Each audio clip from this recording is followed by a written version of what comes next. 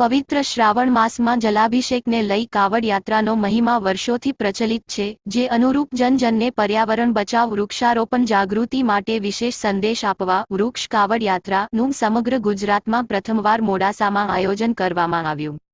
શાંતિકુંજ હરિદ્વારથી યુવા અગ્રણી તેમજ દેવ સંસ્કૃતિ વિશ્વવિદ્યાલયના પ્રતિકુલપતિ ડો. ચિન્મય પંડ્યાજીએ શુભકામનાઓ પાઠવવા જણાવ્યું કે ઈશ્વર કણ કણમાં વ્યાપ્ત છે। આ ભાવનાથી નીકળેલી આ વૃક્ષ કાવડ યાત્રાથી લોકોના જીવનમાં પર્યાવરણ સંરક્ષણ પ્રત્યે વિશેષ ભાવ જાગૃત થાય। આ વૃક્ષ કાવડ યાત્રા મોડાસા ગાયત્રી ચેતના કેન્દ્રથી શુભારંભ થયો। બિલ્ડર કમલેશભાઈ પટેલ, ગોપાલ સ્નેક્સના કલ્પેશભાઈ તથા નગરપાલિકા પ્રમુખ નીરજ શેઠ દ્વારા વૃક્ષ રથનું પૂજન કરવામાં આવ્યું હતું। ત્યારબાદ નગરપાલિકા પ્રમુખ નીરજ શેઠે લીલી ઝંડી આપી આ યાત્રાનું પ્રસ્થાન કર્યું હતું। યુવાઓ ખભે કાવડમાં શિવજીને પ્રિય એવા વૃક્ષોના રોપાઓ લઈ ચાલતા રહ્યા। અનેકના હાથમાં પર્યાવરણ બચાવ વૃક્ષારોપણ જતન માટેના સદવાક્યોના બેનર હાથમાં લઈ પર્યાવરણ બચાવ વૃક્ષારોપણ ઝુંબેશ માટેના નારાઓથી સંદેશ આપતા રહ્યા। શહેરના મહત્વના માર્ગો પર આ યાત્રા પસાર થઈ, જેમાં માલપુર રોડ, ITI, પંડિત શ્રીરામ શર્મા આચાર્યજી શ્રીરામ મત માર્ગ, પંચજ્યોત, ગોપાલ સોસાયટી થઈ રામ પાર્ક વિસ્તારના સોમનાથ મહાદેવે સમાપન કરવામાં આવ્યું હતું।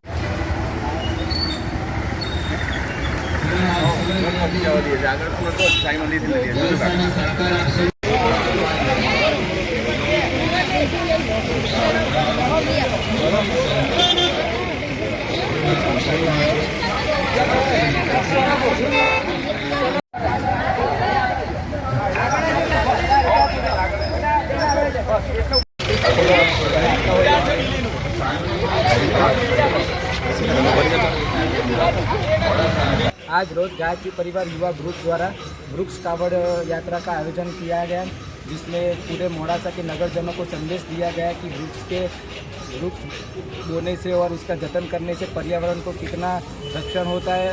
उसका मैसेज पूरा वृक्ष कावड़ यात्रा के द्वारा पूरे जन को दिया गया। और उसका वृक्ष कावड़ यात्रा का रूट था मोड़ासा गायत्री चेतना केंद्र मोड़ासा से राम पार्क में आए सोमनाथ महादेव मंदिर तक का था, जिसमें महादेव के मंदिर में जलाभिषेक भी किया गया।